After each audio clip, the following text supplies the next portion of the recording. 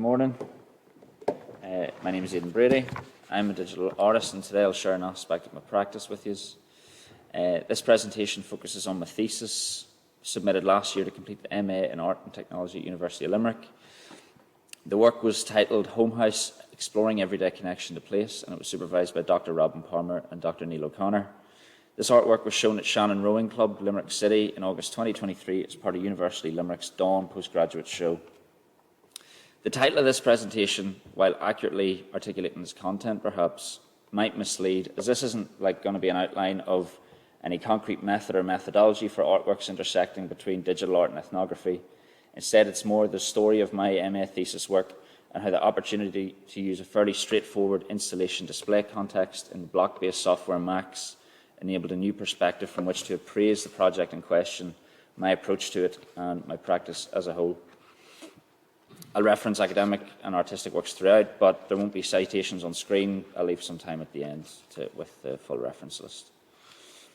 So the artwork itself, and the images here aren't the artwork, I should explain. These are just some screen grabs throughout, and I don't really think there will be time to show a video of it, so if anyone is interested in documentation, I'm more than happy to share that after the fact.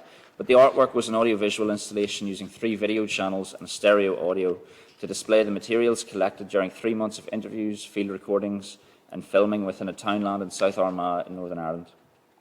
The project sought to share the experience of participants or residents in the place in a way which foregrounded their own perspectives and subjectivity.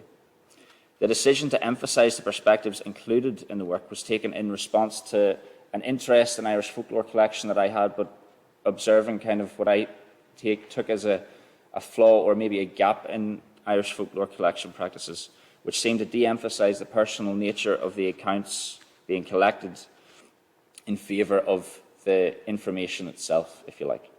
So, and by Irish folklore collections or processes, which I'll refer to throughout the presentation, I mean the practices used by collectors within the National Folklore Collection and the established kind of work therein, and people who work in that field within the country.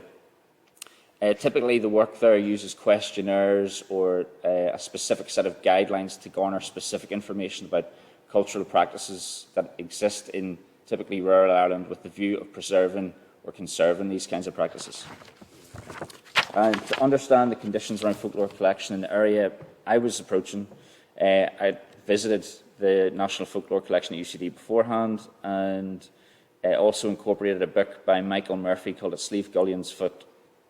And these are undoubtedly valuable resources which speak to the themes which emerged during the work, but obviously with the interest in this, in cultural preservation, these are like almost isolated accounts of people within these communities who hold this knowledge, but it didn't really speak to the wider context. So Home House differed in its approach, as it was interested not only in the content that was being culturally preserved, but in establishing a kind of ambivalent scope which might include more of the contexts which the phenomena featured in folklore collection emerged from. Indeed, it was also thought that it might provide some insight into the phenomena which have made Irish folklore collection an essential practice in preserving information around traditions.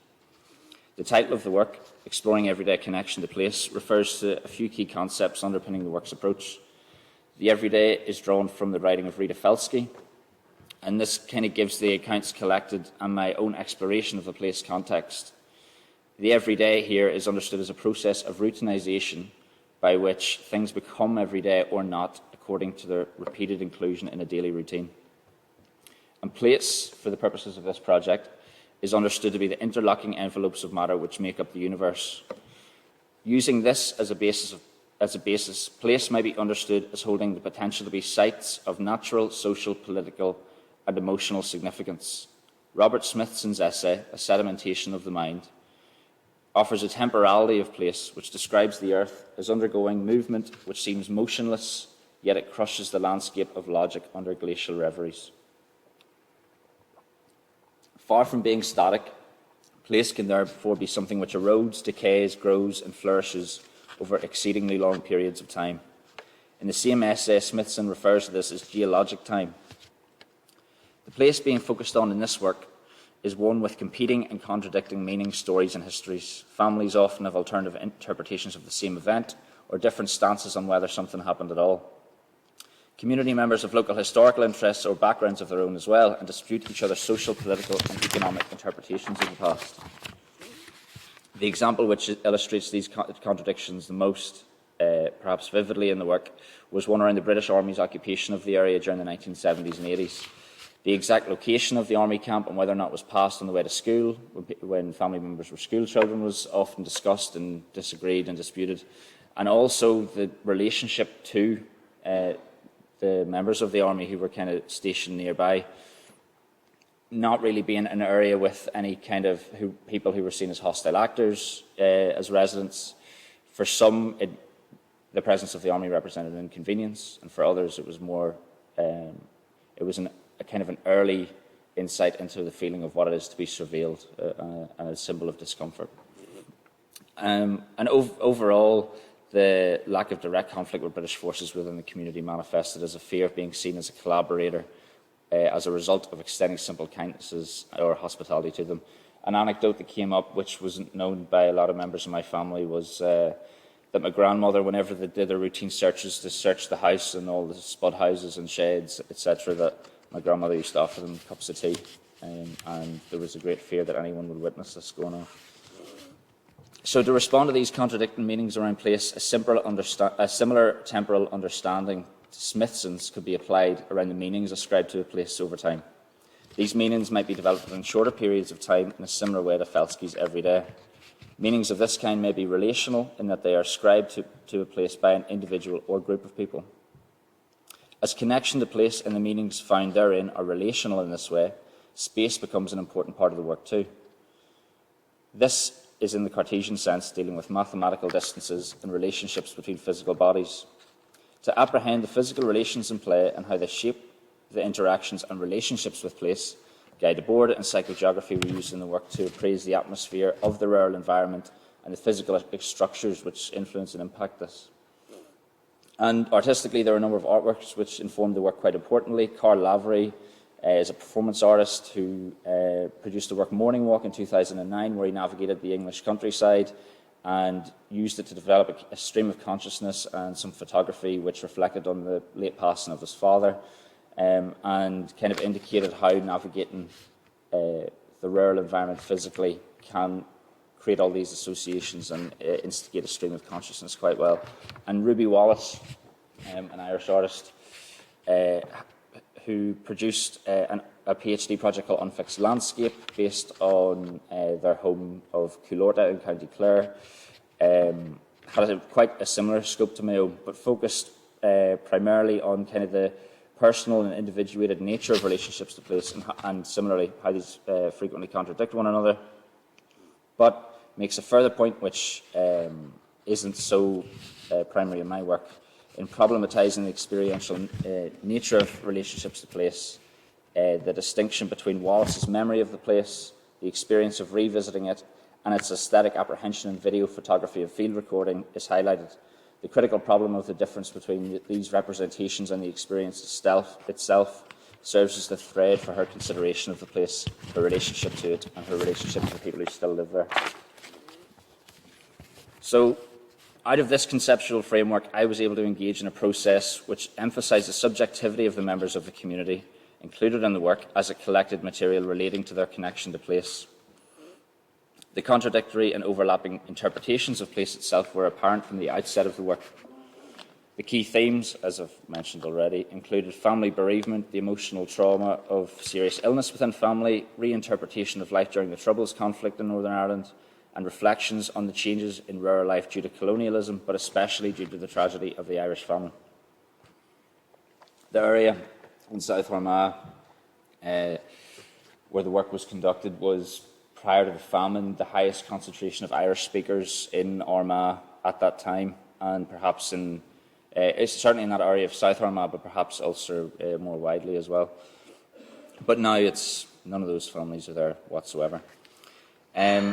This presented a key distinction between the work's output and that which might be considered a folklore collection. Where folklore collection might seek to preserve and amplify traditional cultural practices, this project seemed more to highlight the social and cultural gaps produced by Ireland's colonial past. These accounts were made accessible in the work through the lens of my own experience, as obviously it's where my family's from, and so I had a personal connection to it. Prior to the work, I knew most of the people interviewed personally to varying degrees, and this relationship was used as a practical and an artistic entry point into the work. Outside of interviews, about half the video and audio recording was completed on my own as well. So as a result of this kind of production process, without a set kind of display context or form for the work in mind, my own subjectivity took a position of priority and was used as the thread for collecting the audiovisual material which was used ultimately in the work. And the use of my subjectivity here emerged quite early as an important point of critique. The objective of this artistic work was to collect and present material relating to the individual's relationship to place, putting their subjectivity on equal standing with the content of their accounts themselves. This allowed or required the use of a kind of ambivalent approach and appreciation of ambivalent content of accounts of relationship to place, with variations and contradictions in theme and content. But putting my own perspective in a position of priority over those collected seemed counterintuitive to the initial objective of the work, or at least added an unintended dimension to it. The initial intention of the work was to engage in a process with a similar scope to Irish folklore collection while prioritising the participant's subjectivity. But now it emerged that the subjectivity of the person collecting the material might outweigh the importance of these gathered accounts. As a result, an interrogation of my own role within the work was necessary, with respect to both the project's artistic essence and ethnographic relevance, if any. Using my own experience as an entryway and lens to the relationships to place in this community was quite valid, obviously, as I had a connection to it. Further, using this approach to demonstrate varying themes at play in such relationships was obviously rewarding as well. Nonetheless, a primacy of my perspective over the participants seemed solipsistic.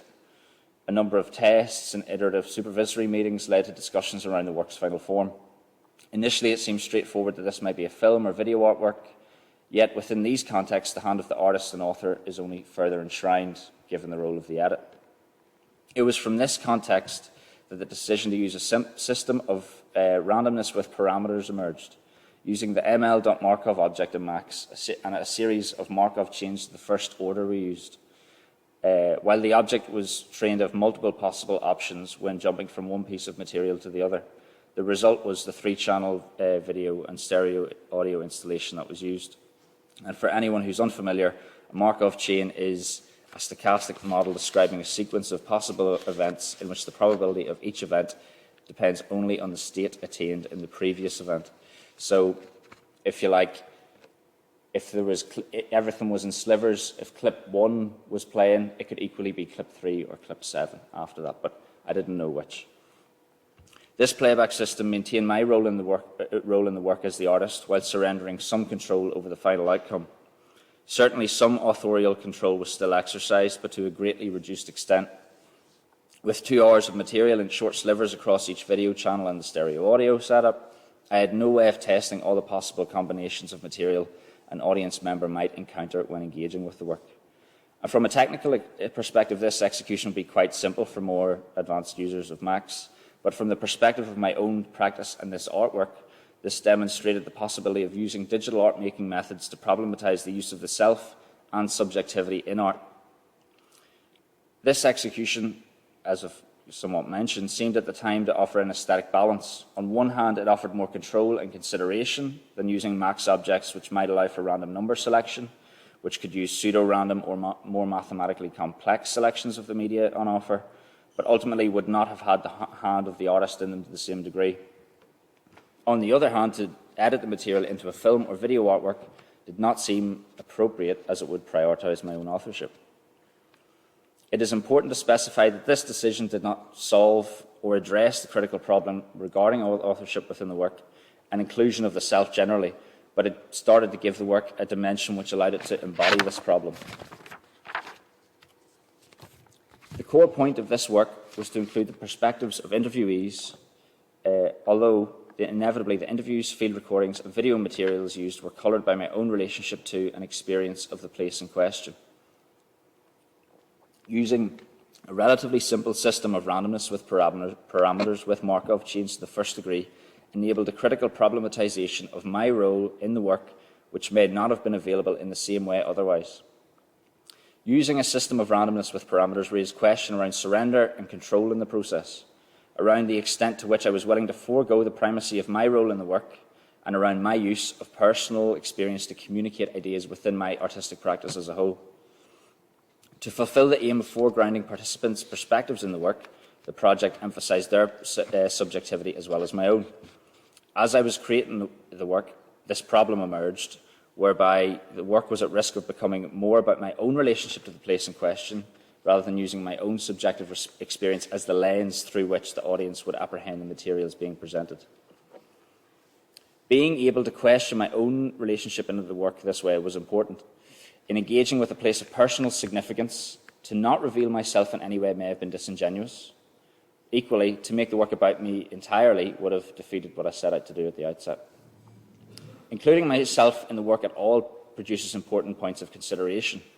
What personal experience is fair game within an artistic context? Is the drive to use myself in the work exhibitionism, or is it a natural result of making work of personal interest? And if it was exhibitionism, would there be anything inherently wrong with that? Giuseppe Torre, in Ethical Phenomenology of Digital Arts Practices, problematises arts practices which use digital technology. To expand on the impact of digital technology within the work presented here, I would like to quote a key point from this book. The text critiques digital arts practice as possibly being a practice which is concerned with a problematisation of the otherwise possibilities of being of the self in relation to and through digital technology, and one which is concerned with problematisation of the very possibility of being creative through the digital under the realisation that the objectifying forces of digital technology are too big to be ignored. In the case of this work, the digital technology used was not chosen in response to the critical problems and ethical stresses of digital arts practice artistically, but in response to critical questions around exercising my own authorship within the work. And I have approached this work as an artist rather than an ethnographer. Generally, I have to situate myself in the context of the work's focus personally to work effectively. This presents an issue, as work can quickly become about the artist rather than through the artist. Apprehending the problem of authorship is therefore quite a fine line, which arguably applies not only to this project, but my artistic practice as a whole. Self-confession and revelation can steer into solipsism and excessive self-interest quite easily. My current understanding is that using digital art to problematise my own role in the work demonstrated an important point within my artistic practice. It has opened the door to questioning how and where to locate myself in the work and whether to do so at all. While asking critical questions such as those communicated in the artwork, use of digital technology in this way has enabled me to problematise the way I am creative entirely. Problematising authorship digitally, particularly in a context where others are the focus of the work, raises crucial questions around surrender and control. If, as Torre proposes, digital technology is an objectifying force, depersonalising artistic identity, then perhaps it is well suited to circumstances such as this, where subjectivity and the self may need to be kept in check. These problems are not specific to the role of digital art within my practice or generally, but in this case it was the use of digital art methods which revealed the problem and allowed me to engage with them. During the creation of Home House, ethical questions were framed by protecting participants and their anonymity, but as a consequence of problematising my own subjectivity in this way, I'm more inclined now to ask how much of myself do I feel comfortable revealing in this. This question around the ethics of artists, including the use of their own trauma in artwork, has been raised by Max Houghton and other lecturers at University of the Arts London, specifically regarding there's a critical inquiry ongoing there within the London College of Communications documentary photography programme, particularly regarding the lack of consensus around ethical exploration of artists' trauma within their work. In my recent work, this question around locating the self has continued to evolve. In April this year, I participated in a programme and exhibition in Belfast at Paragon Studios called Ideal Development Opportunity. This project involved working with an assigned area of Belfast to artistically explore their relationship to increased property development in the city. I was working in the botanic area and mostly with community gardeners. I opted there for an approach which almost entirely left myself out of the work and I focused on the community organisers I spoke to instead.